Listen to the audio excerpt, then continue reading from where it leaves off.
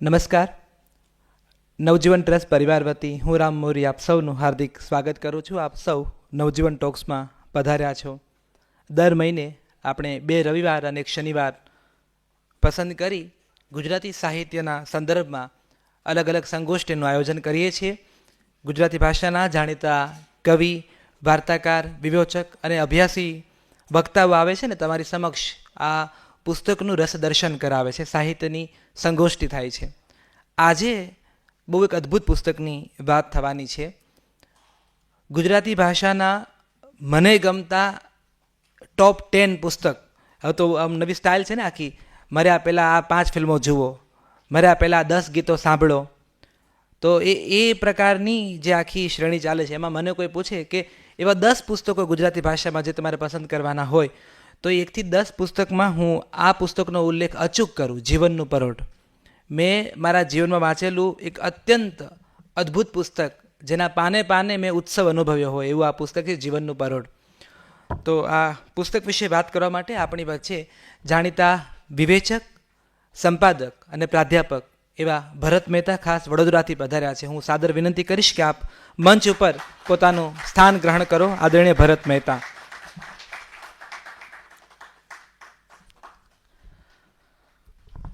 ભરતભાઈ સાથે હું વાત કરતો હતો કે વર્ષ 2012માં મને તમારો પહેલો પરિચય થયેલો અને ભારતીય સાહિત્યમાં ટ્રેન એવા અદ્ભુત વિષય ઉપર એમણે વક્તવ્ય આપેલું.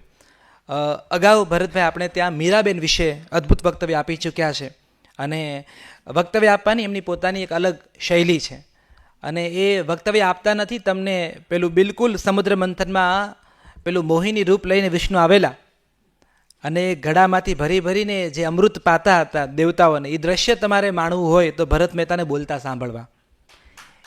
એ જે શૈલીથી પોતાના વિષયની વાત કરે છે, આ એક એવા વક્તા છે જે અભ્યાસ નથી કરતા. એ પોતાના જે વિષયને છે એને ઘટ પી લે છે, પચાવે છે અને પછી જુદો અર્થ આખી કૃતિમાંથી. અમે ફોનમાં વાત કરતા તો જીવનના પરોઢ વિશે એમણે જે પોઈન્ટ ઓફ વ્યૂ આપ્યો છે એ મારા માટે પણ બહુ આશ્ચર્યની વાત હતી કે અરે વાહ, એમણે કયા ખૂણે આખી વાત કરી છે. તમે કોઈ માણસને, કોઈ બાળકને એક ઓરડામાં મૂકો, પછી બાળક એ ઓરડાને જે રીતે જોતું હોય, વડીલ જોતા હોય, એની આંખ જુદી જુદી હોવાની. એટલે મને હંમેશા એ રસ પડે કે કોઈ કૃતિને જ્યારે કોઈ ભાવક, કોઈ સર્જક, કોઈ વિવેચક વાંચે છે ત્યારે કઈ આંખથી વાંચે છે. એટલે આજે આપણને જીવનનું પરોઢમાં એમને કયું પરોઢ જોયું એ પરોઢ જાણવા મળશે. આ એક ઉત્તમ પુસ્તક છે, પ્રભુદાસભાઈએ લખેલું. પ્રભુદાસ ગાંધી આમ તો મહાત્મા ગાંધીના પરિવારના જ સદસ્ય. વિગતે વાત નહીં કરું કારણ કે એ ભરતભાઈ કરવાના છે, પણ આ બાળકની આંખે આ પુસ્તક કહેવાયું છે અને 12 વર્ષથી પણ ઓછી એમની ઉંમર, જ્યારે એના સ્મરણો એમણે આ પુસ્તક વિશે વાત કરી છે ત્યારે. અને આ એક એવું જવાબદાર બાળક હતું કે જ્યારે ગાંધીજી ચંપારણ સત્યાગ્રહ, આપણે ત્યાં ખૂબ જાણીતો સત્યાગ્રહ છે, 1915માં ગાંધીજીએ ભારત આવેલા અને ગોખલેએ કહેલું કે ભારત માટે કશું કરવું છે તો પહેલાં ભારતને અનુભવો અને ભારતને જુઓ. એ પછી આ ચંપારણ સત્યાગ્રહ ગાજેલો. એમાં બાપુની જે ધરપકડ થયેલી ત્યારે ખેડૂત સુધી વાત પહોંચાડવાની હતી અને ચંપારણના એ ખેડૂતોએ જે વાત કરી, એ જે વકીલોના કાગળિયા થયા, અમારે ત્યાં અદ્ભુત થંબનીલ આખું નામનું પુસ્તક થયું છે. એ આ બ્લુ પ્રિન્ટ જે છે એની અદ્ભુત તમને અહીંયા હૃદયકુંજમાં પણ એ પુસ્તક જોવા મળશે કે આ ખેડૂતોએ પોતાનો જે દસ્તાવેજીકરણ કીધો છે કે અમારી શું સ્થિતિ છે, અમારી શું સમસ્યા છે, વકીલોની ભાષા છે, એનું આખું દસ્તાવેજીકરણ નવજીવને કર્યું છે. તો ખેડૂતો સુધી સરળ ભાષામાં વાત કેવી રીતે પહોંચાડી શકાય. તમારે જાગૃતિની વાત લઈને કોઈ સમાજ પાસે જવું છે અને પછી તમે તમારી હોશિયારીથી વાત કરો તો સમાજ જોડાતો નથી. તમારે ત્યાં તમારું જ્ઞાનનું પ્રદર્શન નથી કરવાનું, પણ એમની મૂંઝવણ સમજીને એમની ભાષામાં એમની સાથે સંવાદ સેતુ રચવાનો છે. એ કામ ગાંધીજી આ પ્રભુદાસને આપેલું કે આ બાળક પ્રભુદાસ ચંપારણના ખેડૂતો સાથે ડાયલોગ કરશે. તો એવા આ લેખક, એમનું એવું આ પુસ્તક જીવનનું પરોઢ. અને આ પુસ્તક જો ન લખાણું હોત, મેં જ્યારે પહેલી વાર દક્ષિણ આફ્રિકાના સત્યાગ્રહનો ઇતિહાસ પુસ્તક વાંચેલું ત્યારે હું હાઈસ્કૂલમાં હતો અને મને કંઈ નહીં સમજાયેલું હાઈસ્કૂલમાં, અને મને થયેલું કે આ પુસ્તક મારા માટે અઘરું છે.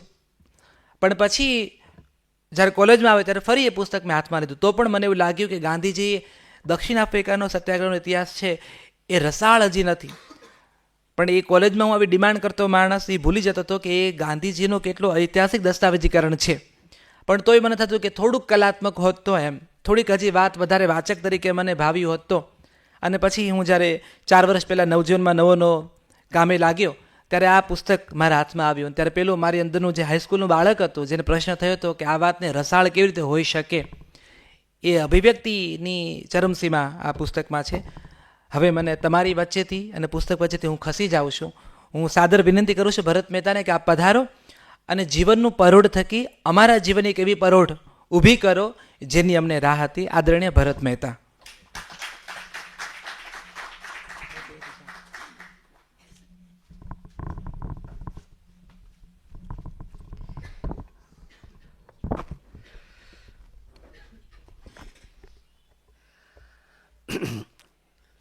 પ્રિય રામ, કિશન અને સાહિત્ય રસિક વડીલો અને મિત્રો, રામભાઈનો ફોન આવ્યો કે આ પુસ્તક વિશે તમારે બોલવાનું છે, તો એ સરસ સરસ કામ સોંપે છે અને મને ગમે છે કામ કરવું. એટલે પહેલાં તો મારે જ એમનો આભાર માનવો પડે કે એક સરસ કૃતિના સંપર્કમાં આપણને મૂક્યા. અને એમણે કહ્યું એમ કે જેમ આ બેન ક્યારના ફોટો પાડે છે કે આ ભાઈ, એમનો એક ગેજ હોય છે, ગેજ. અને આ વિમર્શમાં બહુ મહત્વનો શબ્દ છે, ગેજ, કે તમે ક્યાંથી ફોટો પાડો છો. તમે 3 ઇડિયટ ફિલ્મને જેન્ડર ગેજથી જુઓ તો શું થાય કે ભાઈ આ પેલી છોકરીને દહેજ આપવાનો પ્રસંગ કે આ તે 3 છોકરામાં એક છોકરી હોત તો જેન્ડર ગેજ. પણ ચાઇલ્ડ ગેજ એટલો બધો વપરાતો નથી હજી. પણ મને આ કૃતિ ચાઇલ્ડ ગેજની લાગી. એટલે જો હું ફોટોગ્રાફર હોત બેનની જેમ, કે હું ચિત્રકાર હોઉં, તો હું એક ફ્રેમ દોરું અને એમાં જમણી સાઈડ નીચે એક છોકરો હોય, ઉપર બધી મૂવમેન્ટ્સ ચાલતી હોય અને પેલો આમ જોતો હોય અને એને કેવી દેખાય છે. એટલે આખું મોટું આંદોલન એને જોતો એક ટેણીઓ. અને એવું નથી કે સતત જુએ છે, 1-2 વાર નહીં, અને કેવું અદ્ભુત જુએ છે. એટલે આ ચાઇલ્ડ ગેજ લેખકોને બહુ પ્રિય છે. નાની એવી આંખ એ જોતી કાંક કાંક, એ તો અજબ જેવી વાત છે. માનો કે મને યાદ છે કે એક છોકરાએ મારું બધું વિવેચક તરીકેનું મૂલ્ય ભૂસી નાખેલું. એણે ટેણીયાએ મને કહ્યું કે, મેં કહ્યું જો બેટા આ વાર્તા હુંમાં લખાયેલી છે એટલે એને સર્વજ્ઞનું કથન કેન્દ્ર કહેવાય, એટલે પ્રથમ પુરુષનું કથન કેન્દ્ર કહેવાય. એટલે એણે મને કહ્યું કે આ તો હુંમાં કહેવાય છે પણ બેન બોલે છે તો પ્રથમ પુરુષ કેવી રીતે કહેવાય. ત્યારે મને ખબર પડી કે સાલું અમે તો પ્રથમ સ્ત્રી વચન તો રાખ્યું જ નથી. આ તો અમારી ભાષાનો મોટો લોચો છે. આ નાની એવી આંખ એ જ્યોતિ કાંક, જેમને ખબર નથી કે આ બધું શું ચાલે છે. કિરીટભાઈના કાળું જેવો દરેક જગ્યાએ. એટલે અત્યારે આપણી આસપાસ કુંભ ચાલી રહ્યો છે. ગાંધીજી ફિનિક્સથી આવ્યા પછી સૌથી પહેલાં કુંભમાં ગયેલા. આખી પાછું શબ્દ વાપર્યો છે, અમારી ફિનિક્સ પાર્ટી કુંભમાં ગઈ હતી. આ કુંભ જે દેવ અને દાનવોના સમુદ્ર મંથનમાં અમૃત છલકાયું, જ્યાં પડ્યું થોડી જગ્યાએ, તો ગાંધીજીનું પણ આ કુંભ જે ચાલેલો ને, તો જ્યાં જ્યાં છંટાયું ને, ફિનિક્સ, ટોલ્સ્ટોય, એમ જોઈ શકાય. અને આપણે તો કહ્યું જ છે ને, શહીદો કી મજાર પર મેલે લગેંગે. ફિનિક્સ આજે એક યાત્રાધામ છે. અને પ્રયાગ ભેગું થવું, પ્રયાગરાજ એ તો મોટી વાત છે, પણ રુદ્રપ્રયાગ, દેવપ્રયાગ, પ્રયાગરાજ, ત્રિવેણી સંગમ, સરસ્વતી નીચે. અહીંયા પણ હું જોઉં છું કે શિક્ષક કાકા સાહેબ, વિદ્યાર્થી પ્રભુદાસ અને ગાંધી, આમ 3નો સંગમ થાય છે. અને એમણે જે સૂચન કર્યું, આમ તો આ પુસ્તક કેવી રીતે લખાયું, તો પ્રભુદાસભાઈ તો અહીંયા આવી ગયા હતા આફ્રિકાથી. હવે છોકરાઓ બધા ભણતા હોય ને વિદ્યાપીઠમાં, ત્યારે કંઈ એવું નહોતું કે ભારતીય શું અત્યારે છે ઇન્ડિયન નોલેજ સિસ્ટમ, ભારતીય જ્ઞાન મીમાંસા. પ્રબળ જવાબ હતો બ્રિટિશરોને ગુજરાત વિદ્યાપીઠ અને શાંતિ નિકેતન.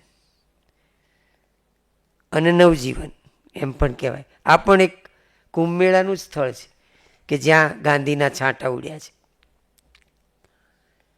તો એ શિક્ષકોએ વિદ્યાર્થીઓને કામ સોંપ્યું કે ભાઈ કંઈક લખો, અને એમાં એ બધા લખે. મધુકર, મધપૂડો, અને છગનભાઈને કાકા સાહેબે કહ્યું કે બેટા તું ત્યાં રહ્યો છું તો તું તારા સ્મરણો લખ, અને એમાંથી એટલે પ્રેરણા, આત્મકથા, જીવનકથાના ઘણા બધા પ્રેરણા હોય છે. એમ કોઈ વાર ગાંધીજીને પણ ક્યાં લખવી હતી. તો પ્રેરણા કાકા સાહેબની છે. અને કાકા સાહેબ કોણ છે? એ શાંતિ નિકેતનથી આવેલો ગાંધી શાળાનો માણસ છે. સૌંદર્ય બોધ અને કર્મશીલતા. દત્તુ છે ને, એ તો મૂળ તો, એટલે દત્તુને પણ આમાં રસ પડે. આમાં સત્યજીતનો અપ્પુ પણ છે ને કાકા સાહેબનો દત્તુ પણ છે, અને પોતે પ્રભુદાસ પણ છે. તો એ અર્થમાં હું આ કૃતિને આમ જોતો ગયો કે એમણે શું કર્યું છે. અને આ મધપૂડો એમણે લખતા ગયા તો ખાસું લખાયું. અને તમે જુઓ કે દળદાર સ્મરણો, હવે તો એનું સંક્ષેપ પણ ઉપલબ્ધ થયા. પણ મેં કહું એમ એંગલ બદલાઈ ગયો. દક્ષિણ આફ્રિકાનો સત્યાગ્રહનો ઇતિહાસ લખાયો હતો, ગાંધીજીના હાથે જ લખાયો હતો. યરવડા જેલમાં આપણા જાણીતા ઇન્દુ ચાચા ઇન્દુલાલ યાજ્ઞિકે લખેલો. પણ જેલમાં લખાયેલું સાહિત્ય અને આ જે જુદી રીતે એક બાળક જે જુએ છે, અને મનમાં એમને એક ઢાંચો છે કે ભાઈ આત્મકથા કે જીવનકથા લખવી હોય તો દાદાથી, એના દાદાથી શરૂ કરવું, આ બધાને ટેવ હોય છે. નર્મદને પણ આમ જ છે. તમે મારી હકીકતમાંથી પસાર થાઓ. તો અહીંયા પણ એવું છે કે અમારું આખું એક કુટુંબ વૃક્ષ. પણ એમાં એમની નજર ક્યાં પડે છે એમ કહું છું. પ્રભુદાસભાઈ, એમના પિતાજી છગનભાઈ, એમના પિતા ખુશાલદાસ અને મોહનલાલ કરમચંદ ગાંધી એ ભાઈઓ છે, પિતરાઈ ભાઈઓ છે. ખુશાલદાસ 18 વર્ષ મોટા છે. અને હવે તમે જુઓ કે પેલા કોર્નરમાંથી ગઈ છે. આ છોકરો જુએ છે કે ગાંધી હજી તો દક્ષિણ આફ્રિકા આવ્યું જ નથી. ગાંધી જતા હોય દૂરથી, અને ખુશાલદાસ એ ન જુએ એમ પગે લાગે છે. જુએ તો ગાંધી વળતા હતા, તમે મોટા છો. અને ધીરે ધીરે જુએ છે પ્રભુદાસ કે થોડા વખત પછી તો ખુશાલદાસ પૂજા કરવા બેસે ને તો ભગવાનની સાથે એક છબી ગાંધીની રાખતા હતા. 18 વર્ષ મોટો પિતરાય ભાઈ એ એમને સમજી ગયા છે. અને આ પેલો દૂર ઉભેલો બાળક જુએ છે. સંસ્કારો આ રીતે આકાર લેતા હોય છે. તમને એમ છે કોઈ જોતું નથી, ના, એને નાની એવી આંખ એ જોતી કાંક. તમે રેલવે સ્ટેશન પર શું કરો છો? તમે દૂર ઊભા ઊભા શું કરો છો? સારું ખરાબ બધું જ ઝીલાતું હોય છે. તો આ ઝીલાય છે, જુઓ તમે. અને એમનામાં પરિવર્તન આવતું જાય છે. એ ખુશાલદાસનું જ પરિવર્તન ઝીલે છે. પહેલાં તો ખુશાલદાસ અને દાદીમાં થોડુંક ગાંધી સાથે ભળ્યા પ્રભુદાસ, અને વણકરો પાસે શીખવા જાય વણવાનું. તો માને, દાદીને ગમતું નથી, એટલે ખુશાલદાસને ફરિયાદ કરે છે કે આ છોકરો તમે જુઓ આભડછેટમાં માનતો નથી. ખુશાલદાસ સરસ જવાબ આપે છે, આપણે તો એક ઘરેડમાં મોટા થઈ ગયા, હવે બહાર નીકળવું મુશ્કેલ છે. પણ છોકરાઓ તો ગાંધીના માર્ગે જાય છે અને કંઈ ખરાબ નથી કરતા, તો પછી આપણે એમને એમની રીતે વર્તવા દઈએ. આ જે સ્પેસ ઊભી થતી જાય છે એ હું જોઉં છું શરૂઆતના પ્રકરણોમાં. ઉત્તમચંદ ગાંધીનું ચરિત્ર જે આપણે જાણ્યું છે એમ, ડાબા હાથે કરાયેલી સલામવાળું જાણીતી ઘટના. પણ એ ઉપરાંત સાદગી, કુટુંબ પ્રિયતા, કેટલા ભાણા મંડાતા ઘેર, સાંભળવાનું બોલવા કરતાં વધારે, એવા લક્ષણો જે ઝીલ્યા છે ને એ આપણને સત્યના પ્રયોગોમાં ગાંધીજીએ નથી ઝીલ્યા, ઉત્તમચંદ ગાંધીના. અને આ છોકરો નાનો આ બધું જુઓ કહેતો જાય છે આપણને, વડીલો સાથેની વાતો સાંભળી હશે એમ. એટલે એમ શરૂઆતના પ્રકરણો તો આમ દાદાના મોટા બાપુજી એટલે કે ગાંધીજીના એમ થોડા થોડા દ્રશ્યો. પછી એમની પહેલી ખેપ શરૂ થાય છે. એટલે મેં રામભાઈને કહ્યું હતું કે મને તો આ ફિલ્મો એટલી બધી યાદ આવી, આમાં કેટલીક હમણાં જ એક ફિલ્મ મેં જોઈ, એ પણ મને બહુ યાદ આવી, ધ બોય ઇન સ્ટ્રીપ પાયજામા. એ તમે જુઓ, એને ક્યાં ખબર છે કે કોણ જ્યુઝ છે ને કોણ જર્મન્સ છે ને એવું બધું. એક એન્થની ક્વીન અભિનીત બહુ સરસ મજાની ફિલ્મ છે ઓમર મુખ્તાર, આપ સૌએ જોવી જોઈએ. એ ફિલ્મ મને એટલા માટે યાદ આવી કે બહુ જ નાનો છોકરો, ફિલ્મનો હું અંતની દ્રશ્યની વાત કરું છું. ઓમર મુખ્તાર લિબિયાનો એક ફ્રીડમ ફાઇટર છે અને બાજુમાં રહેલું ઇટાલી સામ્રાજ્યવાદી બધા રાજ્યો પડાવી રહ્યું છે અને હવે લિબિયાનો વારો છે. અને એને એમ કે લિબિયાને તો આમ મસળી નાખીશું. જે ઇંગ્લેન્ડને અંફાવતા હોય હિટલર મુસોલિની, એમને આ લિબિયાની તો શું પડી હોય, 75 વર્ષનો બુઢ્ઢો છે એમનો નેતા તો. અને લિબિયા ઝૂકતું નથી. ત્યારે બધી માગણીઓ છે લિબિયાની કે અમે આ રીતે સ્વતંત્ર રહેવા માંગીએ છીએ, તમારી સાથે શા માટે પડીએ. પકડાતો નથી એ માણસ. એટલે મુસોલિની પોતાના બધા માણસોને ભેગા કરીને પૂછે છે કે ઓમર મુખ્તાર છે કોણ, કેમ, તો કે he is a teacher. O Mussolini કહે તો બહુ ડેન્જર છે. કારણ, તો કે કારણ આઈ વોઝ અ ટીચર. તમે જુઓ કે ટીચર ઓમર મુખ્તાર પણ છે અને ટીચર મુસોલિની પણ છે. કોની નિશાળ ખબર નથી. ઉપર ગગન વિશાળ, નીચે ફિનિક્સની નિશાળ એમ. તમે જુઓ અહીંયા ફિનિક્સ છે તો કોની પાસે. અને પછી ખરેખર જ એકવાર પકડાઈ ગયા, એમને કહ્યું કે તમને આટલા પૈસા આપી દઈએ, આ આપીએ, નથિંગ. પછી એમને ફાંસી. અને જ્યારે ફાંસી અપાય છે ત્યારે ગોરા સોલ્જરો સલામ મારતા હોય છે કેટલાક ચોરી છુપીથી. પણ એકલ દોકલ કોઈ ગોરો હાથમાં આવ્યો તો એને માર્યો પણ નથી. એ બધાને યાદ આવે છે કે તું નાનો છોકરો છું જા. તો એક ટેણીયો છોકરો, એમને ફાંસી અપાય ત્યારે આખું કબીલાઓ તો લોક અવાજ કરે છે એને. પણ એક ટેણીયો ફાંસી અપાઈ ગઈ છે અને ડોકું આમ પડી ગયું છે, ચશ્મા એ વખતે પડી જાય છે. ફિલ્મનો લાસ્ટ દ્રશ્ય છે, ચશ્મા ઉપાડે છે, પહેરે છે અને આખા સ્ક્રીન ઉપર એ છોકરો છે કે નવી દ્રષ્ટિ મળી નવી પેઢીને. ચશ્માનો જે ઉપયોગ કર્યો છે દિગ્દર્શકે, અહીંયા તમે જુઓ કે હું આ જ જોઉં છું કે જે રીતે એણે ખુશાલદાસને જોયા હતા એ ધીમે ધીમે એને પ્રતીતિ થઈ કે આ પગે લાગવા જેવો માણસ છે. એ જે જુએ છે ધીમે ધીમે એમની નજીક, કારણ કે એણે જોયું કે ગાંધીનું સૌથી મોટું કોન્ટ્રીબ્યુશન જ આ હતું કે એણે માણસો પેદા કર્યા છે. દર્શક કે છે એમ શિંગડા માણતા શીખવાડીશું. કેળવણીનો એક વ્યાપક ખ્યાલ આઝાદીનો હતો. એમના માટે રાજકીય આઝાદી નહોતી, એમ કેળવણી પણ એમના માટે કે જ છે. આમાં તમે જુઓ વારંવાર નિશાળ ચાલે છે, વારંવાર બંધ થઈ જાય છે. મસ્તીકી પાઠશાલા છે, શિક્ષક કોઈક મળી ગયો તો ભણાવે, નહીંતર આ રોજ બરોજ ભણવાનું જ છે. નાના નાના છોકરાઓ છાપખાનામાં કામ કરે. એટલે હું તમને કહું છું કે આ નવજીવન પણ અહીંયાથી જ શરૂ થાય છે. ઇન્ડિયન ઓપિનિયન 12 વર્ષે તો આ પૂરી થઈ જાય છે. એ પહેલાં તો એમણે આશ્રમ ભજનાવલી જેવું પુસ્તક ભજનાવલીનું એક કરી નાખ્યું હતું, કમ્પોઝ પ્રભુદાસભાઈએ, અને આખા છોકરાઓ એકવાર તો પ્રેસ ચલાવેલું એ છે આમાં. અને ગાંધીજીએ જોયું કે અંક મોટા કરતાં વહેલો પાર પાડી આપ્યો. અને મોટાઓને એમ હતું કે આ આમનાથી કંઈક કામ થતું હશે, જે ડૂટા ખર્યા નથી ને. તમે જુઓ કે ગાંધી જે રીતે એક બળ આપે છે, આમાં તોફાની છોકરો છે, જે કંઈ કાકા લાવ્યા હોય તોડીને જ જોવાની ટેવ છે. એટલે એ નકામો ગણાય, કોટ અનકોટ.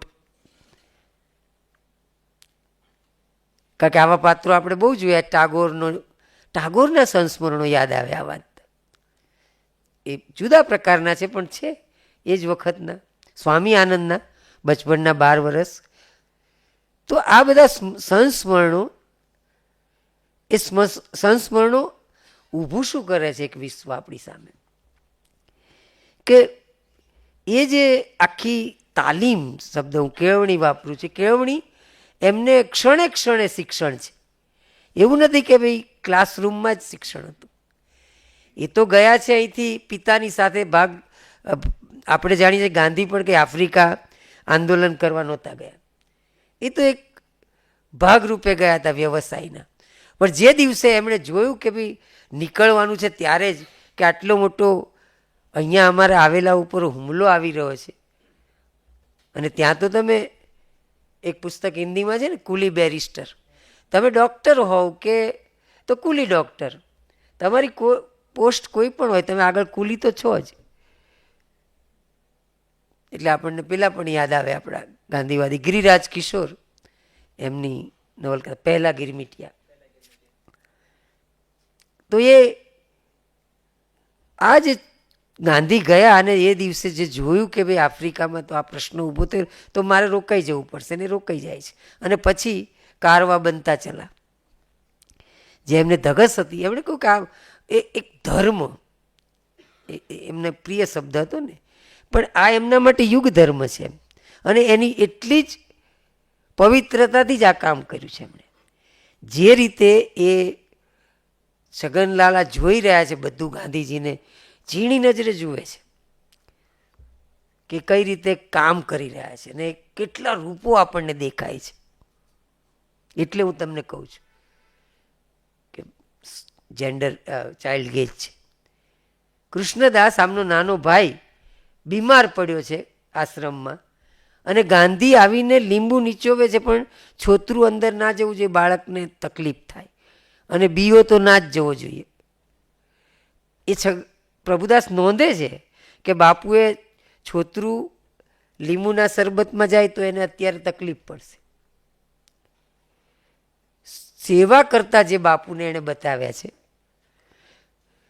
ગાંધીજીના સંકોચના કારણે ગાંધીએ પોતાના અનેક રૂપો જે નથી બતાવ્યા એ છે. એમણે જે પત્રો મૂક્યા છે ને, હું જોઉં છું, તમે કોઈ પણ પત્ર આમાંથી કાઢો, એક પણ પત્ર એવો નથી કે એમાં એમ ન હોય આશ્રમનો જે માણસ બીમાર હોય ને એની વાત હોય ને હોય જ, કે એને અત્યારે કેમ છે, કેટલે પહોંચ્યું, હવે રાહત થઈ છે, નથી થઈ. તમે જુઓ કે આખી વાત તો ચાલે છે, આંદોલનમાં રોકાયેલા છે, પણ એમની નજર છેક સુધી છે, ક્યાં સુધી, કોની કઈ. એટલે કનેક્ટિવિટી આપણે જે કહીએ ને, ગાંધી કેવી રીતે કનેક્ટ કરે છે બધા સાથે. આ એક લીડરના લક્ષણ છે કે નહીતર તમે તમારી પાછળ બધું કોરું સપાટ હોય, તમે જાઓ એટલે. અને ઘણા લીડરનું એવું થયું છે કે એ ગયા પછી સોપો પડી જાય. ગાંધીએ કેટલા હું તમને એમ કહું કે આજે કોઈ પણ લોકશાળાઓએ જે આ કામ કર્યું ગામડામાં, એ શું હતું? આ કુંભ નથી તો શું છે? અમૃત વેરાયું જ છે ને આખા ભારતમાં. તમે જ્યાં જાઓ ત્યાં ગાંધી આશ્રમ એટલે તમને એક સાતા આપનારી જગ્યા. કોઈ પણ નીલ પરથી શરૂ કરીને તમે હિમાચલમાં જાઓ. તો આ જે વ્યક્તિત્વ હતું, એ વ્યક્તિત્વએ કેવા માણસો પેદા કર્યા. એટલે આ કન્ટ્રીબ્યુશન છે ગાંધીનું, કે એમણે એટલા બધાને તૈયાર કર્યા માણસોને. તો તમે માણસમાં શ્રદ્ધા મૂક્યા વિના કે કેવી રીતે ઊભા કરી શકો માણસોને? એમને તમે ક્યારેય, એમણે આમાં આપણે જોઈએ છે, ક્યારેય એમણે જસ લેવાનું હોય ને કે મેં બધાને ઊભા કર્યા ને એવું બધું નથી. આંદોલન પહેલો તબક્કો પૂરો થયો, બધા એટલા બધા ખુશ છે કે ચાલો આપણે ઉજવણી કરીએ, આપણો વિજય થયો છે. અને સ્વાભાવિક છે, એમણે મીઠાઈ પણ ખાવા દીધી બાળકોને. પણ એ કહે છે કે વિજય નહીં, આ આંદોલનમાં કેટલા માણસો મરી ગયા. તો મારા માટે તો આજે કપડાં બદલવા છે, કોટ નથી પહેરવો, લુંગી, કારણ કે વધુમાં વધુ અહીં તામિલ રહે છે. મારે એમના જેવું લાંબુ જબ્બો પહેરવો છે અને એક થેલો. આખું ડીક્લાસિંગ, આ ડીક્લાસ થયા વિના તમારાથી થાય નહીં કશું. જ્યારે પ્રજા સાથે કનેક્ટ થવું હોય ત્યારે ડિક્લાસિંગની પ્રક્રિયા મહત્વની છે. હા, એ અંદર બહાર બધે થવી જોઈએ અને થઈ છે અહીંયા પણ. કે એક વકીલ પોતે જે કપડાં બદલી રહ્યો છે, જુઓ પોતે ખાવાનું, એ ખરેખર એમણે શોખ. અરે છગનલાલ તો નોંધે છે કે તમે વિજય થઈને આવે ને હવે મૂછો ના રાખો તો કેવું કહેવાય. આજ તો આપણે મૂછો નામ ચડાવવાની હોય ને કે અમે જીત્યા અંગ્રેજો સામે, તો મૂછો કઢાવી નાખી, ટકલું કરાવ્યું. પણ એમના માટે એ શોક છે. જે મિત્રો ગુમાવ્યા છે, અને એવા આશ્ચર્ય એમને પોતાને થયું, ગાંધીને પણ, કે જ્યારે આંદોલન શરૂ થાય છે પછી એમને એવા એવા માણસો મળ્યા છે કે જેમની કલ્પના જ નહોતી. એમની પાછળ એક મેં કહ્યું કારવા બનતા ચલા. સામાન્ય અભણ પ્રજા આંદોલનમાં એવી જોડાઈ કે એમને આશ્ચર્ય થાય છે કે આટલા બધા લોકો જોડાતા ગયા. આશ્રમમાં આપણે જોઈએ છીએ કે કેટલા માણસો આવે છે, 800,000 રોજ. પણ એ પહેલી વાર આવ્યા અને પછી એ પહેલી વાર થોડો વખત પાછા આવે છે પ્રભુદાસ ગુજરાતમાં, અને બીજી વાર જાય છે. એ પ્રકરણો પણ બહુ મહત્વના છે. બીજી વાર જતાં થોડા મોટા થયા છે, એટલે હવે એ જે જગ્યાએ વહાણ રોકાય એ શહેરો બરાબર ઝીલે છે. જંગબાર, મોમ્બાસા, કેવા ગામો લાગે છે, પરિવેશ કેવો છે, અમે બધા કઈ રીતે જઈ રહ્યા હતા. અને એક વાત તો બધે આવી ગઈ છે કે ગાંધીજીએ આ જે એમના માટે જીવનનો પ્રતિકાત્મક જે ઘટના બની હતી, એ ઘટના તો દરેકના માટે મહત્વની છે. પ્લેટફોર્મ પર ફેંકાઈ ગયેલા ગાંધી અહીંયા કેટલી વાર આવે છે તમે જુઓ. જ્યારે પ્રભુદાસભાઈના પિતાજી છગનદાસ એ પણ આવે છે રાજકોટથી, અને બધા લેવા જાય છે વહાણ ઉપર એમને. પ્રભુદાસભાઈ પણ ગયા છે, નાના છે, મેં કહું ને એમ દૂરથી જ જુએ છે. ગાંધીજી છે, દ્રશ્ય અદ્ભુત છે. અને છગનદાસભાઈ કોઈની સાથે વાત કરે છે ને એક ગોરો એકદમ એમની સાથે અથડાય છે અને કહે છે ખબર નથી પડતી અહીં વચ્ચે ઊભો છે, ચાલ હટાઈથી. એક તુચકારથી વાત કરે છે. છગનદાસ ગાંધી કંઈ ગણકારતા નથી અને પેલો જતો રહે. ફરી પાછો આવે છે, ફરી પાછો આ જ રીતે કરે છે. એટલે ગાંધીજી ત્યાંથી રાડ પાડીને કહે છે કે એ ત્યાંથી નહીં હટે. અને પેલો કહે છે કેમ નહીં હટે, અહીંયા બ્લેક પીપલ શા માટે ઊભા રહેવાનું વગેરે એમ. અને એ વખતે બીજો ગોરો પેલા ગોરાને કહે છે બહુ માથાકૂટ ના કર, આ પેલા ગાંધી છે જેમણે એકવાર આવું થયું હતું ને તો બધાને ધંધે લગાડ્યા, આપણી ભાષામાં કહી દે. તમે જુઓ કે એક ઘટના કેવી ચેપી બની છે. ખાલી પિકનિક કરવા ડરબન જાય ને આ છોકરાઓ ફિનિશના, તો પણ બેઠા હોય ને અને કોઈ ગોરો આવીને કે આ બેન્ચ ઉપર નથી બેસવાનું, જાઓ પાછળ, નહીં જઈએ અહીંથી. એટલે મારે તમને કહ્યું છે કે આ સિમ્બોલિક ઘટના બની ગઈ. જે ગાંધીની ઘટના હતી કેવી ચેપી. Conscious man in a city like a plague spot, Sartre. આ ચેપ લગાડ્યો એમને કે મૂળ શિક્ષણ આ છે, અન્યાય સામે લડવું. એટલે એમણે ઘણીવાર શિક્ષણનું સ્થાન આપ્યું. અને એ વખતે તો આ વાત હતી જ આપણી, education can wait, swaraj cannot. નહીં તો ભગતસિંહ ના થયો હોત પીએચડી. પણ એ બધા એફવાય એસવાયમાં છૂટતું ગયું ભણવા. મસ્તી કી પાઠશાલા. અહીંયા પ્રભુદાસભાઈ ને આપણે જોઈએ કે બીજી વાર પહોંચ્યા પછી એ વખતે કામ કરવા માટે આ ફિનિક્સની જગ્યા લેવા સારું કમાતા હતા વકીલ તરીકે. એટલું બધું સારું કે 15,000ની તો એ વખતે 100 એકર જમીન લીધી. 100 એકર આ ફિનિક્સ આશ્રમ બનાવ્યો. પણ ત્યાં ગાંધીજીએ કયું કામ નથી કર્યું, આપણને આશ્ચર્ય થાય. મેં કહ્યું ને કે એટ અ ડિસ્ટન્સ જોયા કરે છે. ગાંધી એક દિવસ આવ્યો તો હથોડી લઈને ચોપડીઓનો આખો કબાટ બનાવે સાંજ સુધીમાં. લો આ છોકરાએ જોયો. હવે પછી એ ઉદ્યોગનો પીરિયડ એવું નહીં જરૂર પડે. ખ્યાલ આવ્યો? જે નજર જોયું છે એમણે કે આ સાંજ સુધીમાં ઊભો કરી નાખ્યો ચોપડી મૂકવાનો કબાટ ગાંધીએ.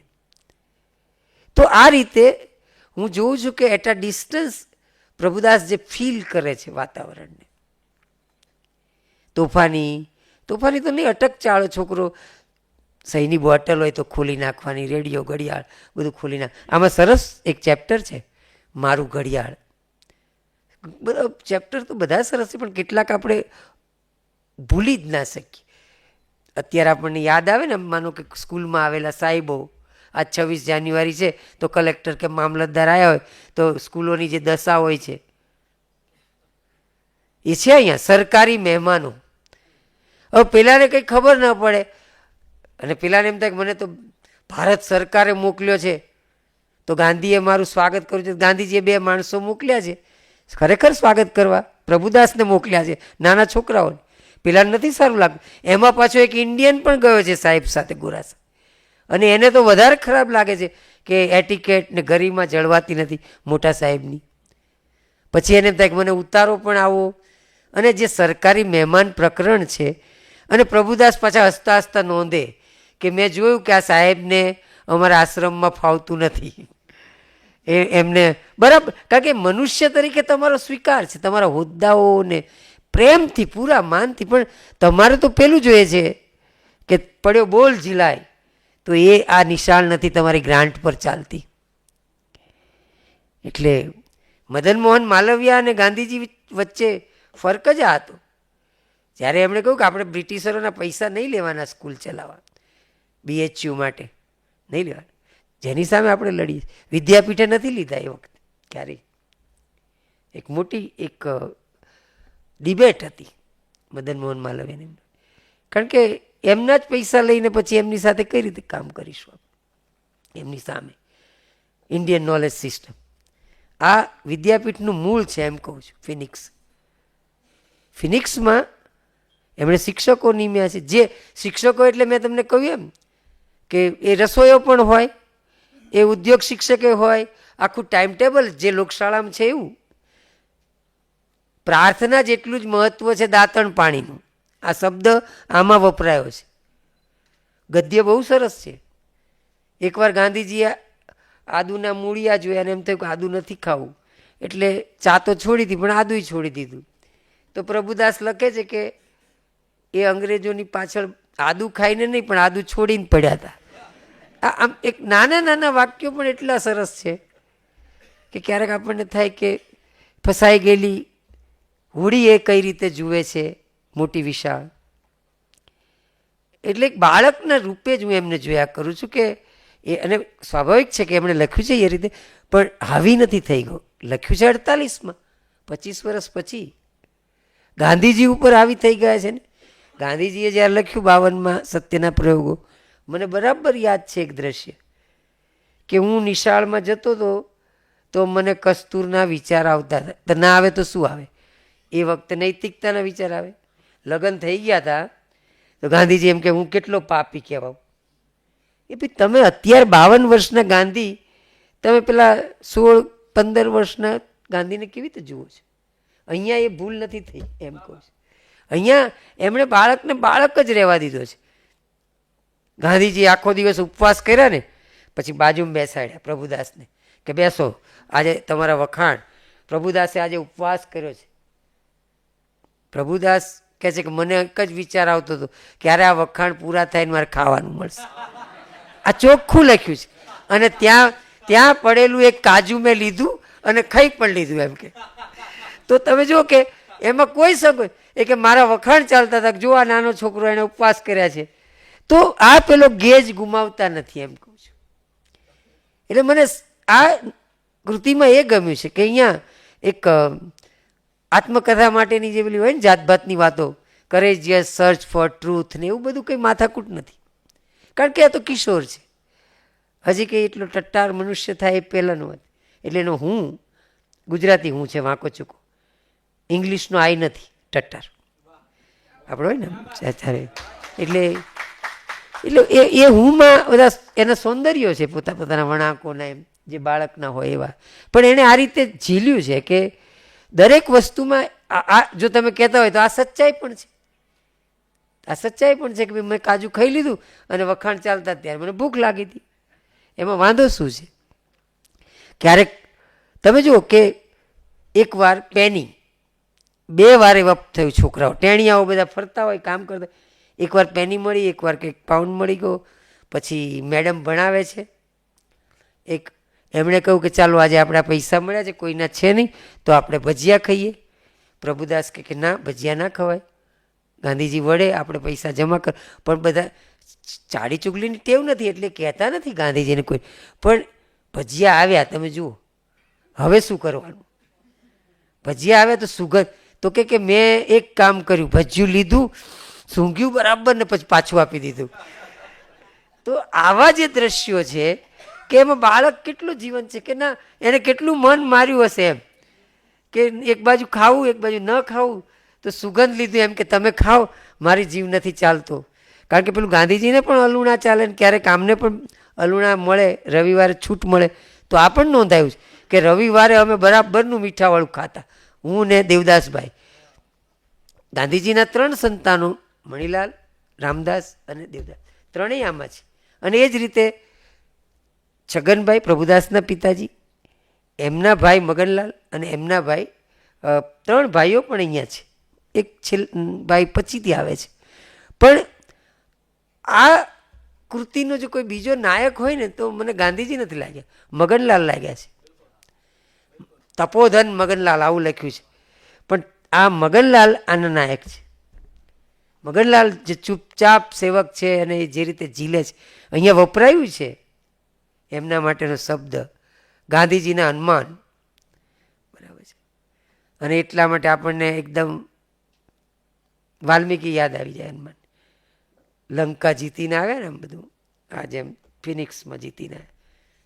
પછી બધા વાનરો તો જોડે ગયા હતા એટલે બધી વાનરીઓ જુએ છે કે ભાઈ આપણા પતિ જેમના માટે ગયા હતા લડવા, તો એ બઈ છે કેવી સીતા એમ. અને પછી બધાએ સીતાને જોયું તો જુઓ તમે, અને શું કહે છે કે અરે રે હું આવડું પૂછડું નથી એને તો, કારણ કે એમનું પોતાનું એસ્થેટિક હશે ને.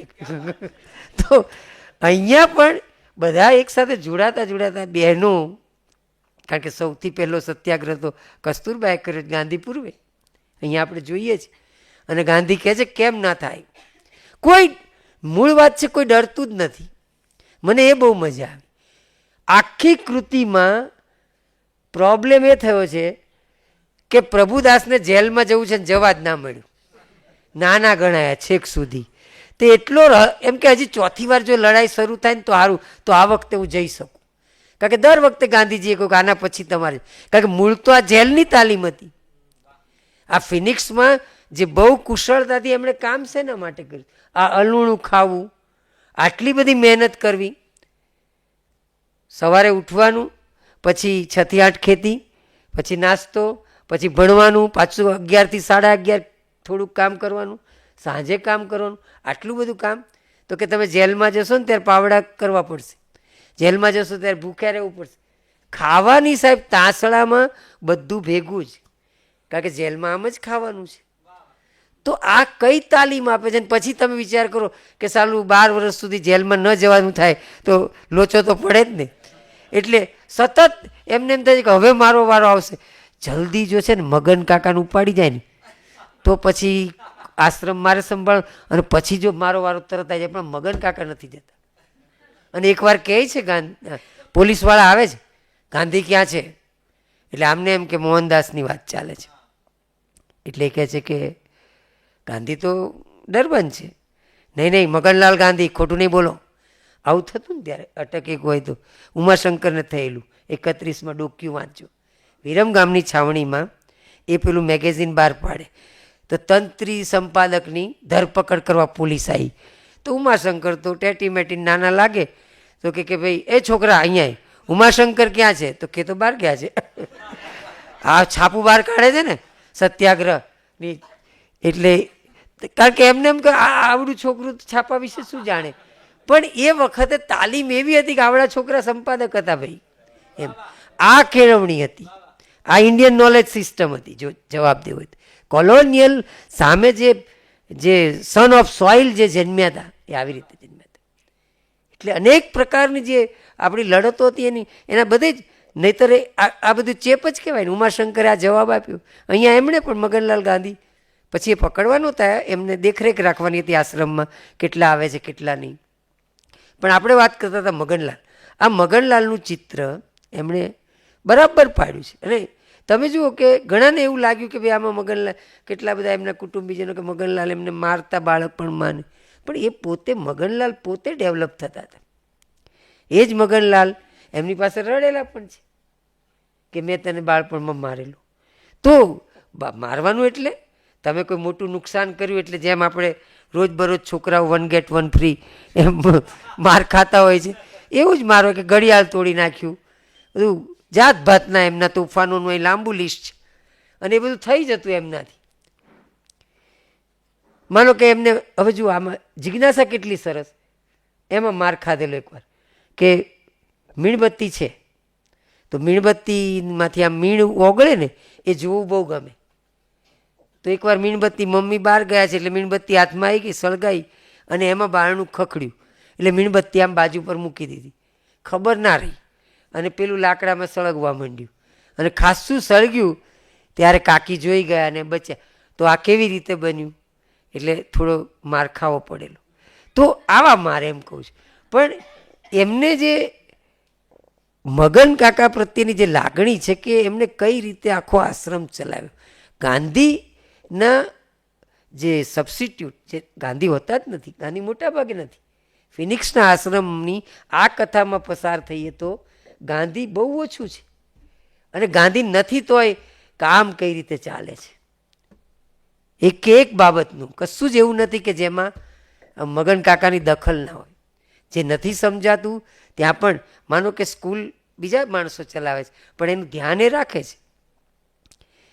તો આ મગનભાઈનું ચરિત્ર એક અહીંયા હીરોની જેમ મારા મતે આવ્યું છે. કાકા છે આપણા નાયકના, અને એમને જે રીતે નહીં તો એ તો મગનલાલનું જીવન એવું છે કે એ તો પરીક્ષા દેવા મુંબઈ ગયેલા અને ત્યાંથી ગાંધીએ આફ્રિકા બોલાવી લીધેલા અને ડાયરેક્ટ જતા રહેલા. તો આ મગનભાઈ જેમણે ફિનિક્સને મોટા ભાગે, ફિનિક્સના મેનેજર જ તમે કહી શકો, કારણ કે જ્યારે બરાબરની લડત ઉપડી ત્યારે એ લડતમાં મેં તમને કહ્યું એમ 800, 700, 1000 સુધીનો આંકડો આવે છે. એટલા માણસો આવે, એમને ખાવાનું સીધું આપવું, બધા બનાવતા હતા પોતાની રીતે, અને બધા ગામડાના માણસો. ગાંધી મહારાજને ત્યાં આવ્યા છે. ગાંધી મહારાજ અમારા રાજાને પકડી લીધા છે એટલે અમે હવે કામ નહીં કરીએ. તમે જો બધાએ કામ છોડી દીધું છે, બધા કામ છોડીને આવે છે કે ભાઈ હડતાલ શરૂ થઈ છે. ગાંધીએ કોઈ જગ્યાએ કહેવડાવ્યું નથી. તો જેમ શહેરમાં એક રેલી 3-4 હજાર માણસોની, એમ આશ્રમમાં, કારણ કે તમે જાઓ ક્યાં હવે આટલા બધા માણસોને ખવડાવવાનું. તો એમણે જે મિત્રો અહીંયા જુઓ તમે, પારસી મિત્રો છે, મુસ્લિમ મિત્રો છે, અહીંયા એમની જે સખી છે ફાતિમા એના ચિત્રો છે.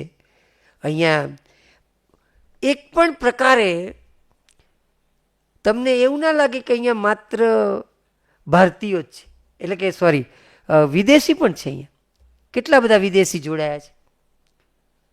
એટલે લગાન જેવી ફિલ્મ પાછી આપણને યાદ આવે કે એનો હીરો આપણને ગાંધીયન લાગે. તમે જો બધું જ છે એમાં. એમાં પેલા દલિતને પણ એ લઈ જ લે છે કે ભાઈ એના હાથમાંથી જુઓ તમે, આમ હાથ ફરે છે તો વિકેટ મળી જશે. આખી ફિલ્મ ગાંધીવાદી અસરમાં છે. કઈ રીતે બધાનો સમાવેશ કરવો, શીખ, મુસ્લિમ, દલિત, બધા જ, અને બધાની પોસિબિલિટીઝનો લાભ લેવો, શક્યતાઓ. તો અહીંયા એ થયું છે, એમણે એ જ રીતે દરેકને, એટલે જે કુટુંબ, મગનલાલ ખુદ શરૂઆતમાં પિતા તો ખરા જ, અને મા પણ બધા માનતા કે આ પ્રભુદાસ એ ઠોઠ છે, ઢ છે, અને એટલા માટે એને જીવનમાં કંઈ કરી શકવાનું નથી. અને ગાંધી હંમેશા કહેતા કે બહુ હોશિયાર છે, એને બધું જ આવડે છે.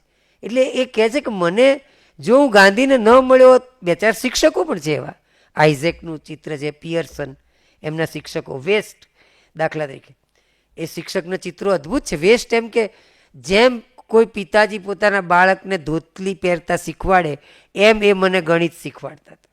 તમે જુઓ તો આ વેસ્ટ, આ બધા બહારના માણસો ગોરાઓ અહીંયા આવીને રહે, કયા પ્રકારની મોહિની ગાંધીએ કરી હશે? કારણ કે અહીંયા તો અગવડો અગવડો ને અગવડો જ, બીજું કંઈ છે જ નહીં. એટલા બધા સાપ છે કે જેની કોઈ હદ નથી. આ તો આફ્રિકાના એક અંતરિયાળ ગામમાં છે ફિનિક્સ જગ્યા તો. પણ આ છોકરા જેમ પેલા બહારની ફિઝિકલ ડર ચાલ્યો ગયો, અંગ્રેજોનો ડર ચાલ્યો ગયો, ડર નથી રહેતો, ડરવાની મનાઈ થઈ ગઈ. ગાંધીએ જે પ્રેરણા આપી છે, કોઈ ડરતું જ નથી, બહેનોય ના ડરે. એટલે અંગ્રેજોને આશ્ચર્ય આ થાય છે ને બધા સત્તાધીશોને આશ્ચર્ય થાય કે કારણ કે જ્યારે પ્રજા ડરવાનું બંધ કરી દેશે ત્યારે શાસકો ડરે છે. અને ખરેખર ગાંધીએ આ કામ કર્યું કે ડર છોડાવી દીધો, ડરવાનું નથી, એને જે કરવું એ કરે. આપણે ભૂખ્યા રહેતા આવડે છે, આપણને કામ કરતા આવડે છે, આપણને સહન કરતા આવડે છે, આપણે કરીશું. અને એટલા માટે એવી જ તાલીમ લેવાની. એટલે વિવેકાનંદે જે શિક્ષણની વ્યાખ્યા આપેલી ને, શિક્ષણ એટલે શું? આ MBA BBA MBBS ના, એમણે કહ્યું કે education is man making process, મનુષ્ય નિર્માણની. આ મનુષ્ય નિર્માણનો આખો મામલો છે.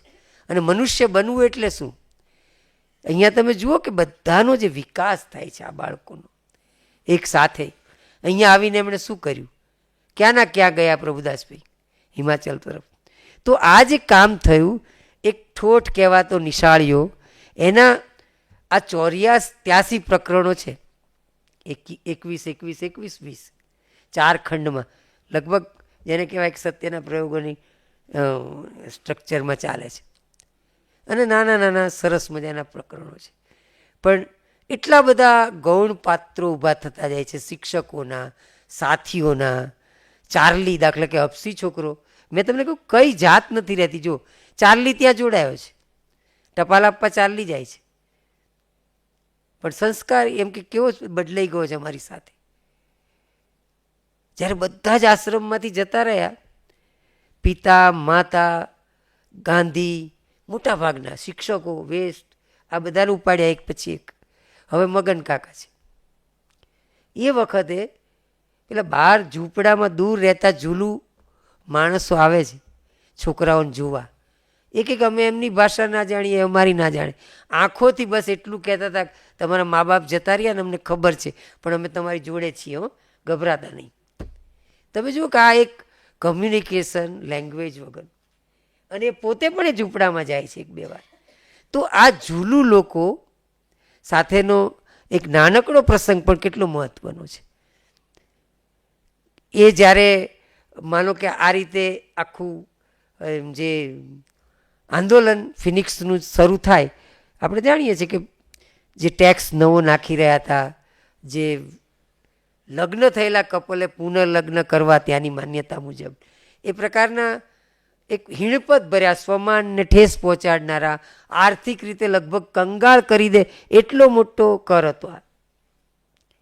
અને એટલા માટે લડવું પડે એવું હતું.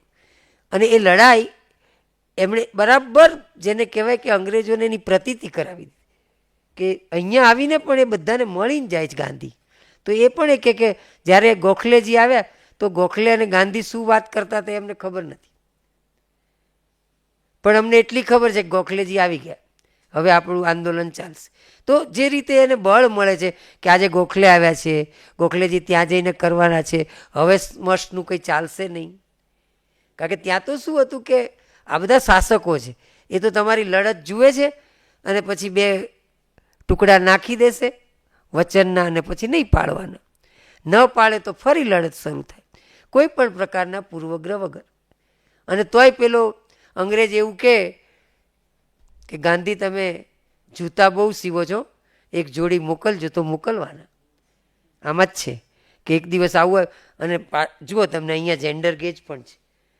છગનલાલ પ્રભુદાસ કહે છે કે હું હોઉં તો આ જૂતા ના બનાવું. ગાંધીજીએ શું કામ એમના જૂતા સાલો છૂટો ફરી જાય છે વચન આપીને? જુઓ, એક બાળક છે ને, એટલે વારંવાર એમને ગાંધીની એક વ્યાપકતાની ખબર નથી ને. ગાંધીજીએ એમણે કહ્યું કે આ બધું તમને મળી જશે, તમે અત્યારે બધાને શાંત થવાનું કહી દો. ગાંધીજીએ કહ્યું, કેટલા માણસોને ખોટું લાગે છે કે ના હવે આ થોડા દિવસ પછી કહે છે પણ નથી કરવાનું. ગાંધી કહે કે નહીં, આપણે વિશ્વાસ જ રાખવાનો. એ વિશ્વાસ ભંગ કરશે તો આપણે ફરી લડીશું. અને એ ફરી લડવાનું તો આ લોકોને તેમ થાય કે ના આનો તો વિશ્વાસ થાય જ નહીં. એટલે જે જનરેશનને જે થતું હોય, આજે એમને સમજાય છે કે ગાંધી શું કરી રહ્યા હતા. એક સ્પેસ આપે છે. અને તમે જુઓ કે એમાંથી જે ઊભું એ થયું કે એ અંગ્રેજ માણસ, એ જનરલ ને એમણે અંગ્રેજો વચ્ચે જ અપ્રિય બનાવી દીધો પોતાની લડતથી. ગાંધીએ એ પ્રભુદાસ જોઈ શક્યા કે હવે એમની સાથે કોઈ નથી ઊભું. ઇવન ઇંગ્લેન્ડથી વિરોધ થઈ રહ્યો છે કે આ ભારતીયોને એમના હક્કો આપો. તો એક સ્ટ્રેટેજી ગાંધીની, હું એમ કહું છું, એ આ છોકરો જોઈ રહ્યો છે કે એ વખતે અમને નહોતું ગમતું, પણ હવે અમે જોઈએ છીએ કે ભાઈ આ રીતે કામ થાય, કારણ કે આ નવા પ્રકારની લડત હતી. તો એ રીતે આ પ્રકરણોમાંથી પસાર થતાં થતાં ફિનિક્સની જે ઘટનાઓની, અને ખાસ કરીને કસોટીનો સમય આખો, અને મૂળ તો બધા, મેં તમને કહું કે બધાને અનુકૂળ ના આવે ને આટલું બધું હાર્ડ લાઈફ. એટલે કેટલા બધા માણસો બીમાર પડ્યા છે. કસ્તુરબા તો લગભગ મરણતોલ બીમાર પડ્યા છે. સદભાગ્ય ખાસું જીવ્યા, પણ લગભગ જેને કહી શકાય. એ કહે કે મેં આ દ્રશ્યો ગાંધી ક્યાં લખવાના છે? ગાંધી ત્યાં છે અને આવીને જુએ છે દુબળા પાતળા પિતાજીને, દેવદાસ. તો કહે છે કે મેં ખૂણામાં દેવદાસને રોતા જોયા. તમે જુઓ કે મેં ખૂણામાં દેવદાસને રોતા જોયા. બહુ ઓછી વાર રોતા જોયા છે, પણ રોતા જોયા છે. તો પિતાની ચિંતા જે પિતાની સામે એ વ્યક્ત નથી કરી શકતા. મા બીમાર છે, એમની સેવાય ચાલી રહી છે ત્યાં, પણ દેવદાસ ઉપર પત્ર આવે ત્યારે દેવદાસ ફફડી જાય છે કે મારી મા મરી જશે તો. પ્રભુદાસને કહે છે, અને ગાંધી લખે પણ એવું છે કે શક્ય છે કે મરી પણ જાય મા, અને બધાએ મરવાનું છે. ઇવન જ્યારે એમના સગા ભાઈ મરી ગયા ગાંધીના, ત્યારે બિલકુલ એ જેલમાં હતા. એમને હતું કે થોડોક સમય મળ્યો તો મારે એમની સાથે મળવા જવું હતું, પણ નથી જવાયું. કેટલા બધા માણસો, ઘણા લોકો તો એમને કેટલાય સગાને જોયા પહેલાં તો ગુજરી જાય છે. એના આમાં વાત છે કે અમે જ્યારે પહોંચ્યા ફરી લડાઈ પૂરી કરીને ત્યાં ગયા, ત્યારે મારા આ બાળકે તો એમને જોયા જ નહીં. પ્રભુદાસના ભાંડરડાઓ જે ત્યાં નાના હતા, એ જ્યારે આવ્યા, 12 વર્ષના થયા જ્યારે પ્રભુદાસ, ત્યાં સુધીની આ કથા છે. તો એ તો મોટા છે, પણ કૃષ્ણદાસ નાના છે, બહેનો છે.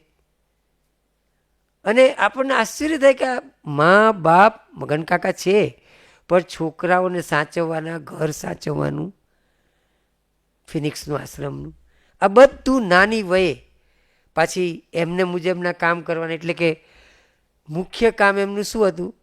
તો સ્ટેશન સુધી જે ટપાલોનો કોથળો છે એ લઈને જવાનું અને લાવવાનું. અને ખાસું દૂર હતું, વચ્ચે વણાકો એવા હતા, એટલે વણાકોને પણ આપણે પ્રતીક તરીકે લઈ શકીએ. બીક પણ એટલી રહેતી, પણ ધીમે ધીમે એ એમાં તૈયાર થઈ ગયા.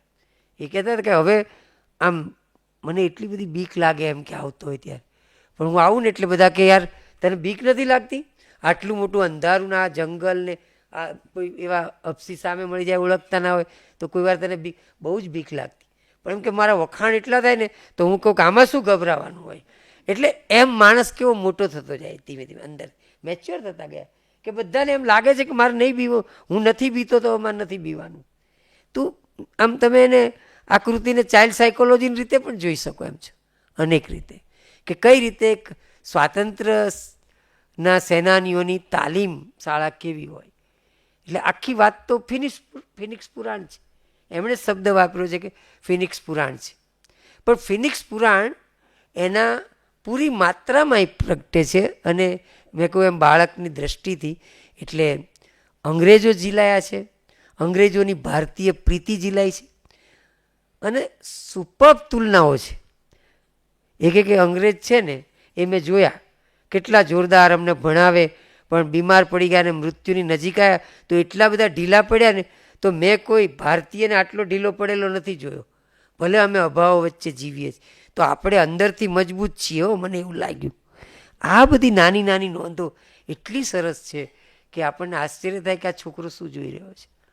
નહીંતર એ આ વર્ણન જે હું કરું છે પિયર્સનનું છે, એમના એક શિક્ષક, જે છેલ્લે એમને દર્દનાક બીમારી થઈ હતી. તો એ વખતે એ તુલના કરે છે કે આપણે ત્યાં બીમારી તો આવે પણ માણસ આટલો બધો નથી ભાંગી જતો. તો આ પ્રકારે એને સતત પોતાના શિક્ષકોને જોયા છે, પોતાના સુપ્રીમ ટીચર એટલે કે ગાંધીને, મગનલાલને, પિતાને, આ બધાને, જે રીતે દેવદાસ તો એમના સાથીદાર છે, 2 વર્ષ 1.5 વર્ષ મોટા છે, મણિલાલ 5 વર્ષ મોટા છે. એટલે ગાંધીના 3 સંતાનો અને આ પ્રભુદાસના 3 કાકાઓ, આ બધાના ચિત્રો આપણને નાના નાના નાના એટલા બધા રેખાચિત્રો આમાં સમાયેલા છે. અને એ રીતે આખી કથા મારી દ્રષ્ટિએ જેને કહેવાય કે મુમેન્ટની કથા તો છે જ, પૂરેપૂરી છે, પણ એ બાઉન્ડ્રીને, ઇતિહાસની બાઉન્ડ્રીને ઠેકીને સાહિત્ય, એટલે એમણે કહ્યું ને કે કાકા સાહેબે પ્રસ્તાવનામાં કે આમાં સાહિત્ય રસ છે, આમાં પ્રયોગ રસ છે. તો આ ઇતિહાસ છે આમ જોવા જાવ તો, અને ઇતિહાસ તો શુષ્ક હોય અને ભલભલા ઇતિહાસો શુષ્ક જ હોય, પણ જે રીતે એમણે લખ્યું છે, એટલે આંદ્રે મોરવા એક બાયોગ્રાફીના વિવેચક છે, એમણે એવું કહેલું છે કે તમારું જીવન કે જેના વિશે લખો છો એનું જીવન સારું ગયું કે ખરાબ, વેલ સ્પેન્ટ ઓર નોટ, એ મહત્વનું નથી, વેલ રિટન હોવું જોઈએ. તો વેલ રિટન છે આ બુક, કે જેમાં તમને ઇતિહાસ એની રોચકતા સાથે આવે છે. અને એક મેં તમને કહ્યું એમ કે એનો ગેજ પેલા ચાઇલ્ડનો છે, અને ચાઇલ્ડ ગેજમાંથી આપણે આખી મુમેન્ટ્સને જોઈએ છે. એક જે મહાત્મા ભારત આવવાના છે ને ભારતની આઝાદી માટે લડવાના છે, એ કેવી રીતે તૈયાર થયા, માત્ર થયા નહીં, કેવી રીતે સૌને તૈયાર કર્યા. કારણ કે પેલી એ જ્યારે જેલમાંથી છૂટ્યા ને ત્યારે બગી લઈ આવેલા કે તમે કસ્તુરબા બગીમાં બેસો, આપણે વરઘોડો કાઢવાનો છે. ગાંધીએ કહ્યું કે મારો વરઘોડો ના હોય, બધાનો જ હોય ને, એટલે બધાની સાથે નીચે જઈએ. જુઓ, આ ગાંધીએ એક એક જગ્યાએ ધ્યાન રાખ્યું છે. મારો શેનો વરઘોડો, જે ફટાકડા ફૂટવા માંડતા હોય છે ને સેજ છે, હા એવું નથી કશું. તો ગાંધીની એક શાર્પનેસ છે કે હું નહીં, આપણે લડે છે, આ હું કરતો જ નથી, આપણે સૌ કરીએ છીએ. અને એ ભાવના એમણે પેદા કરી, એટલે મેં તમને કહ્યું એમ કે અનેક જગ્યાએ આપણે કુંભ કરી શકીએ એવી રીતે અમૃત છંટાયું છે આ કૃતિમાં પણ. અહીંયા હું અટકું છું.